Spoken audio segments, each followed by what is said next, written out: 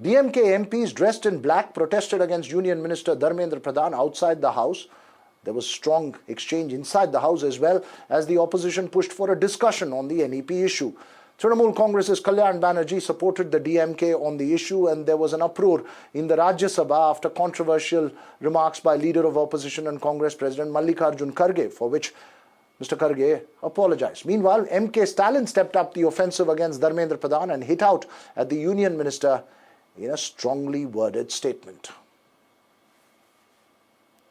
The Education Minister, Mr. Dharmendra Pradhan, he hurt the sentiments of the Tamil people and he insulted the representatives of the Tamil Nadu. So, we expect an apology, not expunging what he said, and we have moved a privilege against the minister. The DMK party has moved a privilege against the minister, and we've requested the speaker to take it up.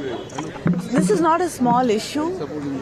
The union government has no right, because it's a budgetary allocation for Tamil Nadu, for SSA. Just because they are forcing NEP on us. Yesterday I was there in the house.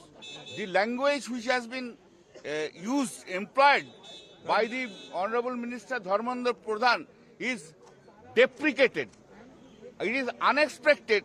The central minister will use this language to the people of the Tamil Nadu. This is really, he has downgraded the peoples of the Tamil Nadu by using the expression.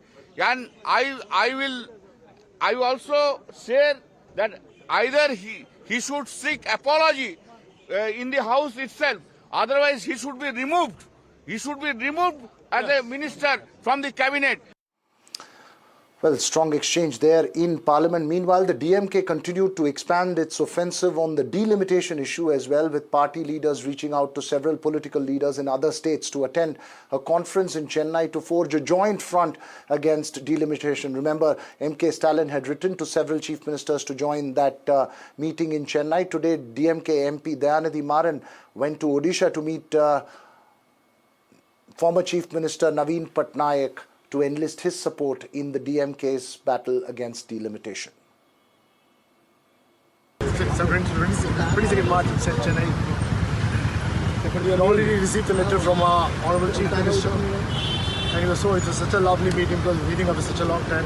He shares our concerns and our fears that the unfair delimitation will be not good for our states. There are 7 states, Tamil Nadu, Kerala, Karnataka, Andhra, Telangana, Odisha, Punjab, which will be directly affected by the delimitation, in which our share will be reduced and the northern states' share will be increased, because these states are developing states which control the population, and for that we have to pay the price. Joining me now is NDTV's Sam Daniel, who's been tracking the DMK very closely. Of course, all these developments, it's been playing out over the last few weeks. Both the NEP face off with the centre, which seems to be targeted around Dharmendra Pradhan on the one side, the BJP taking on the DMK in Tamil Nadu, and the other is the delimitation face off, which started after the NEP face off. Sam, both two different issues, but pretty much around the same theme of the state versus centre and playing to the domestic DMK sentiment as far as its electoral realities are concerned. That's right, Veeraraghav. Both language and the possibility of Tamil Nadu losing its present proportion in the parliament could be emotional issues. It has worked well for the DMK in the past, in the 60s. It's this Tamil issue, the two-language policy, and the fight against the then Hindi imposition that catapulted the DMK to power. And with elections just 1 year away, these issues have come quite handy for the DMK that's trying for a second consecutive term. And the comments by Union Education Minister Dharmendra Pradhan has only given another handle for the DMK. And now efforts are underway to invite chief ministers or opposition leaders from 7 other states, the 4 other states from south, besides West Bengal, Odisha and Punjab.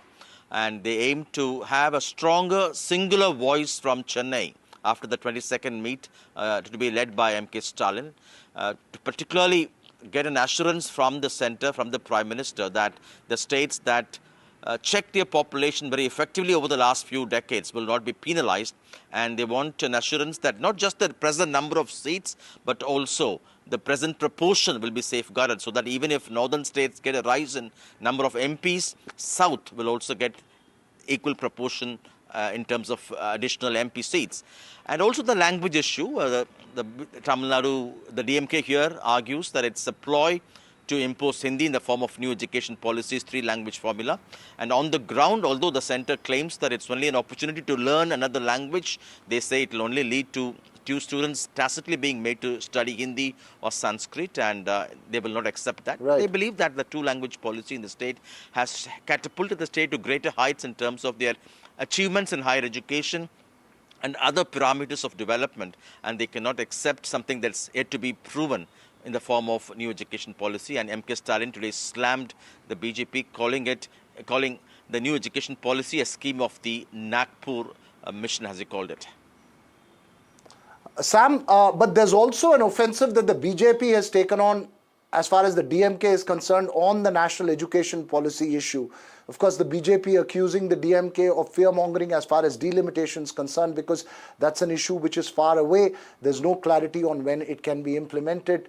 There are those who emphatically argue that the first aspect in that is to have a 2026 census.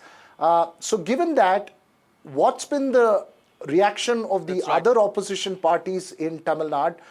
You've got the AIADMK. Have they been very categorical in their response? Obviously, Vijay and others have made their statements on it, but are they allowing the DMK to take center stage in this battle against the center? What is the position that they are all maintaining at the moment? The BJP, of course, calls the attempt by the DMK as an attempt to cover up its failures in terms of law and order and other failures, as they call it. And the other political parties, the key opposition, AIADMK, certainly objects to the 3-language policy. It fiercely opposes, saying it's an attempt to impose Hindi. But looking at the narrative that's now active 1 year before elections, in that sense, the key opposition, AIADMK, is largely out of the equation, and the war of words and the setting of narrative is now largely confined to the ruling DMK and the BJP, which does not have a major presence in the state at the moment. Actor Vijay, TVK chief Vijay too, has given a strong statement against the 3-language policy as well as the delimitation. But right now, the narrative and the noise in that sense is being made only by these two parties.